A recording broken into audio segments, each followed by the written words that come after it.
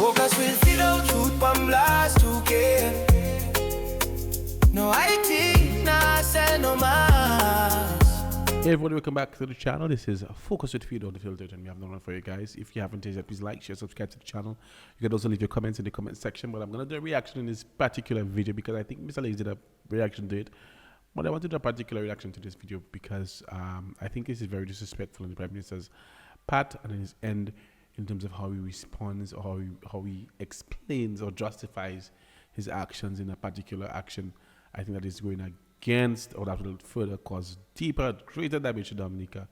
Let's get into the video and let's just have this quick reaction. In the area so that when you clear the area that your trees will grow back, because we will deliberately plant trees and put in back the vegetation so that it gets soil cover and retains its original natural beauty over time. Yeah, you understand? So anywhere you go in Dominica, one will see the impact on the environment. Okay, first of all, I'm gonna stop right here. He says they have made many studies on this thing, but did they do an environmental and social impact assessment on that particular query that is going on? That's a question you have to ask. You can do all the studies you want to do on other sites and on other queries, but when it comes to that particular query and they make it known that they're doing this query on reserved lands, land that's supposed to be protected by the government, okay? Make it worse. An entire community is being negatively affected by that particular query, but still yet, he's saying that they did many research. Let's find out what he has to say in that regard. And you will see the impact of any quarry operations. Some of them are along streams. Some of them, all the sediments go into the sea. It will impact fisheries. It will impact the coral reefs, and it will impact the way of life of many people. Right. I guess it's a reaction. I think I should let him talk some more before I react. But then, when I hear nonsense being communicated to the people, I kind of get a little bit irritated because clearly, I looked at the figures the other day. The international airport was valued at $1 billion EC dollars. When you translate that into, when you translate it into EC currencies, about 300 and US dollars. Sorry, it's about 300 and something US dollar, 200 something million US dollar, right? They signed a contract with the contractor for $1 billion US dollar, which means there's a 1.5 billion dollars in excess for that international airport. Now we don't even know if that money was given in phases. We don't even know if that money was given in phases. So he's given that money and then still, I never know. I never seen that in history yet. That a project, the contract for the project costs more than the project itself. Fine, it happened. Now you're telling me a quarry will lessen the transportation distance or whatever it costs. So no, you're trying to minimize costs when you could have tried to minimize and renegotiate with that particular contractor. If a contractor is asking me for $200 and I have a job that costs $50, I don't think I need that contractor to do that job. It's too expensive. No, that query is a strategic movement to cut costs. I guarantee you that query, the only test or the only test that query pass is that it will cut a couple of costs in one aspect, and it will cause more expense in another aspect. Guarantee you that. We've had many studies on those things. If you go to take it to Vegas, you'll have challenges there. If you take it to Portsmouth, you'll have challenges there. Anywhere in Dominica, you'll have challenges. And just imagine transporting material from the West Coast all the way to the airport site. The number of communities is going to be impacted. You see the impact on the roads, for example, just between Debosh and Pig already. And so even that is forming part of the responsibility of the developer and the contractor to reinstate the roads after this project, because they're the direct cause of the impact of the roads with the heavy equipment. So all of these things have been taken into consideration. Now, when we decide, okay, guys, I've been getting more irritated, because I guarantee if I build in a house and the house is costing $1 million, my contractor tell me give him, $500,000 build the house, and I give him $1.5 million, he not supposed to come back to me to find ways. He's not supposed to do that, you know. He's also just give me my house because I paid him in full. No, what we should have done, and I said that clearly, we should have given that contractor the monies in different phases so we know exactly what to do and we'll be more strategic and more cost effective where that project is concerned. So you're trying to tell me, I know, Elias, I know they're trying to cut back on budgets, but when $2.7 billion has been given, or let's just give it up, let's just give some space for volatility in the market, in the stock market. They say $2.6 billion has been already contracted, as EC dollars has been contracted for an international airport. And we all know that the international airport is costing $1 billion US. Then you have to go back to that developer, that contractor, and let the contractor know there is a whole $600 million in excess for that project. Use that at your discretion, because I may be thinking, just maybe thinking, that at least the contractor should have a little bit of extra funds where discrepancies come in place. And that is where the $600 million, maybe I could give him $1 billion to do the contract. Okay, so $1 billion for the project, $1 billion for your contractor. Fine. But that $600 million should come in place to solve those issues. And I know I should not put my country at a disadvantage or make it more vulnerable than I'm doing at that point in time. Okay, guys, let's go. I think I'm going off script, but anyways, I just kind of not swallowing those pills, and I think it's very disrespectful that the Prime Minister could address people in that fashion and that manner. To build the airport, we did a number of study a number of areas, and Debush was one of them. But one will appreciate that the sheer amount of material that you need for the airport it is either the country takes a deliberate decision that is going to import all of the aggregate and sand from another country whose environment would have to be impacted as well. And we speak here, Dominica, about imports, about foreigners, about foreign this and foreign that, import thing, and why we know it's our own natural this and buy local and eat local. How do we therefore justify that we're building an airport? That you need the material. And with this runway and the type of soil that we need, this is why CRFI, and I give them credit for that, they're very deliberate with the engineering, very careful with the engineering. And this is why they say to us, Prime Minister, for us to give you a sound runway, because we are building a runway. Okay, guys. So just recently, after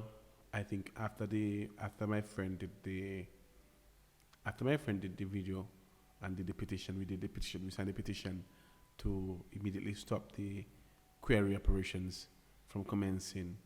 They had some specialists come down, and some specialists gave some very specific. They did some research, and they said that the debrush location and the materials at the debrush for Quarry or the debrush location would not adequately give them the results that they need because of liquid intake, liquid resistance, and all those. The same thing he's talking about, they're saying that it is inadequate to handle that level of pressure and the level of work over a period of time. So then,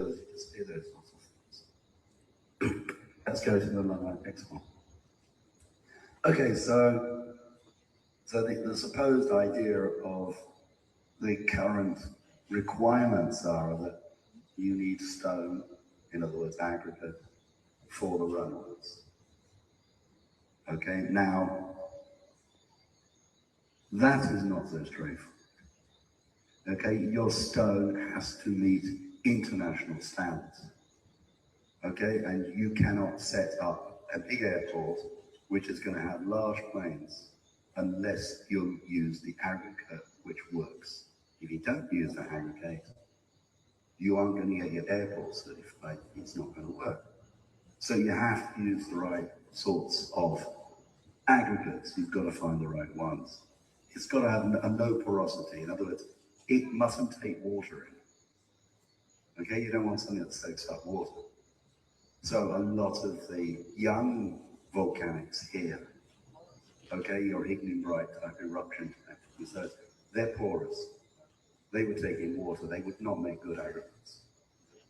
Okay, and then it's all. You give us information that is inadequate, my Mr. Prime Minister. You give us information that is inadequate and that is incorrect if this specialist is coming and say that over there is not proper or is not the best suited aggregate for the job because of the tear weight and the amount of element or it to be exposed to whatever the case may be. So then I have more issues. I end up having more issues what you're saying because you're trying to fool the people of Dominica. How is that your investigators or your persons doing tests and all those things at CR5 can make those claims and then somebody else go and make a different claim? Mr. Prime Minister, you have to do better than that.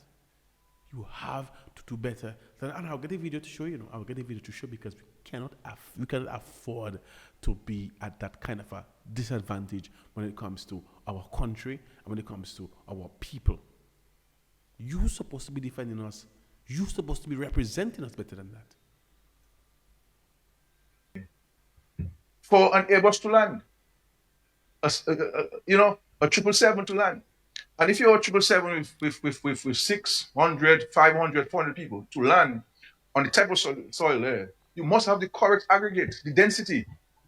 So it's not about we have stones elsewhere. It's the density, the quality of the stones. That's important. Not every stone you can use for every kind of construction. And I'm saying so based on advice. All right? And so they wanted to get the proper density. They went to Anstime, they went many places. And they said, you know what the disrespect is? The disrespect is that people had to create a petition. People had to take active measures to get those information privy to them. Why not release those information to the public though? Why not make this information available to the public? People have to go through all kind of measures and all kind of strength and lengths and depths for you to speak and be clear with the people on basic and simple things. It should be. Never happening. to our farmers that this is the area that we can get the quality of stone that we need based on the tests that we have conducted.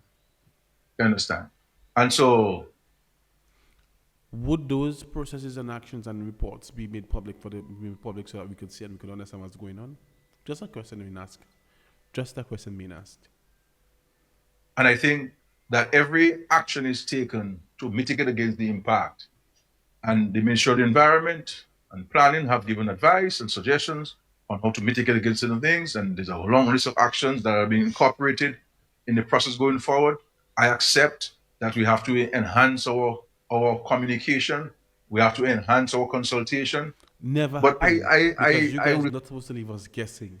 You guys not supposed to leave us guessing. You guys supposed to make this information privy to us. Yes, you decide to make a decision, or you think of making a decision. Come to the Dominica public people. Come to the Dominica public. Come to the people. Go to the radio station and make a statement. Make a public statement. It's not difficult. Go in your media room in the government, in the state house, and make a like a press release. That's just very simple for you to do. Go online and make a website and make a little online forum, international airport project updates. These things you can do to limit that, but we will ask questions. I will not stop asking questions out there in that street. We'll ask questions, because that is how we keep you guys being accountable. The accountability should be first priority. Accountability should be your first priority. And international airport is undertaking, construction is undertaken, and is ongoing. And we have to literally go to those kind of measures, Mr. Prime Minister, to get information from you guys. That is not acceptable. That is not acceptable. I would caution those who are publishing statements based on hearsay and to not go and publish statements that can have a consequential impact, an existential impact on our survival. But there's some people who are opposed to the airport, and they believe that they got an opportunity now to speak not about they've been against the airport, so let's talk about the bunch. And we have to resist And resist we shall those who believe that Dominica doesn't need an international airport. Dominica absolutely needs an international airport. Absolutely needs an international airport.